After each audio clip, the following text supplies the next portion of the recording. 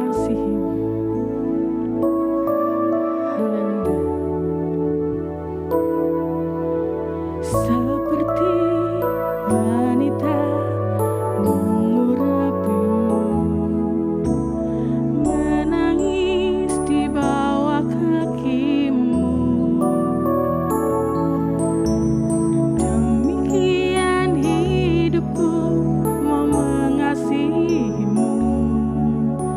Yesus, Engkau baik bagiku.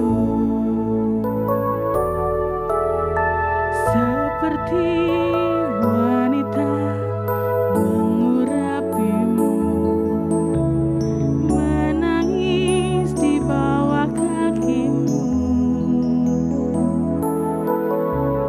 Demikian hidupku mau mengasihi-Mu. Yesus, Engkau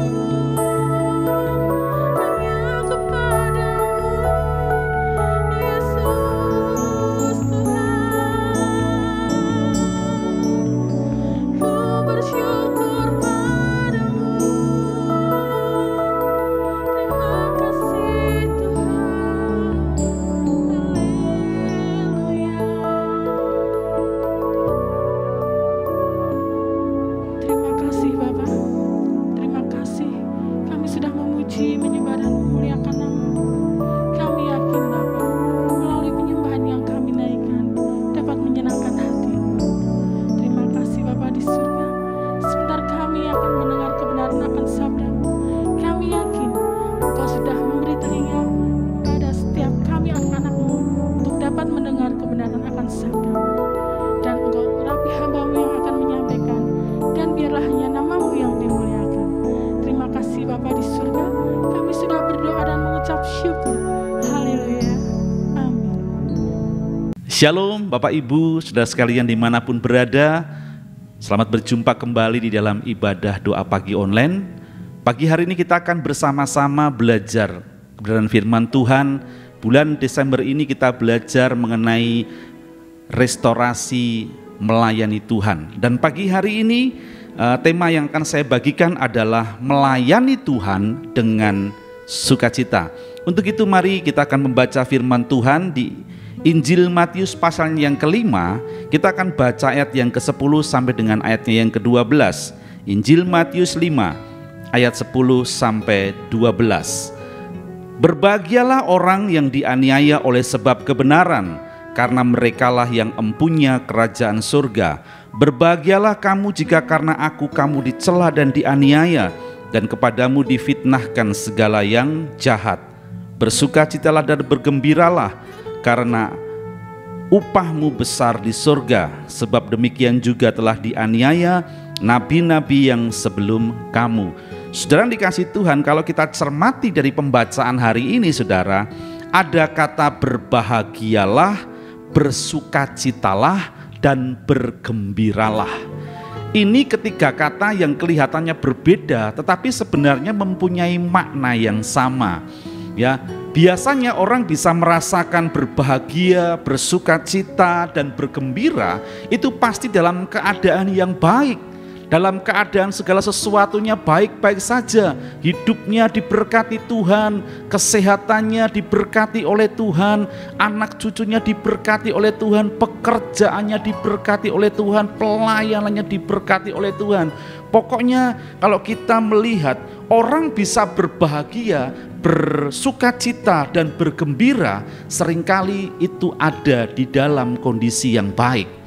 Tetapi kalau kita baca di ayat ini saudara, itu dikatakan oleh firman Tuhan, kita tetap diperintahkan untuk berbahagia, bersukacita, dan bergembira, tetapi atau walaupun dalam keadaan yang tidak mengenakan.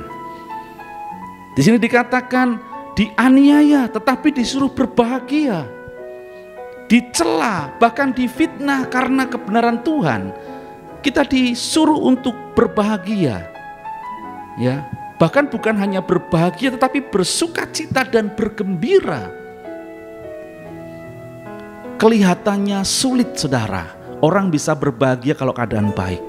Tetapi bisakah kita tetap berbahagia dalam kondisi yang tidak baik? Tetapi firman Tuhan berkata, tetaplah engkau berbahagia dalam keadaan yang tidak enak sekalipun, karena engkau melakukan kebenaran. Ketika engkau melakukan kebenaran, ketika kita melakukan sesuatu yang benar, ketika kita mengikut Tuhan, tetapi kita difitnah, kita dianiaya, ya, bahkan dituduhkan hal-hal yang tidak baik kepada hidup kita, firman Tuhan tetap berkata, berbahagialah dan bersukacitalah. Karena apa saudara? Ada janji yang Tuhan berikan, yaitu mereka yang melakukan kebenaran tetapi dianiaya, dicela, difitnah, dan sebagainya. Itu dikatakan karena merekalah yang mempunyai kerajaan sorga. Dan dikatakan upahmu besar di sorga. Dan saya percaya saudara, ketika kita tetap melakukan kebenaran dengan kondisi yang tidak baik di sekitar kita, tetapi ketika kita kuat, di situ dikatakan kita akan mendapatkan berbahagia di dalam Tuhan. Ada seseorang contoh di dalam Alkitab, yaitu Daniel saudara. Daniel adalah orang yang benar. Daniel adalah orang yang hidup di dalam kebenaran. Bahkan dikatakan dia berdoa, memuji dan menyembah Tuhan senantiasa.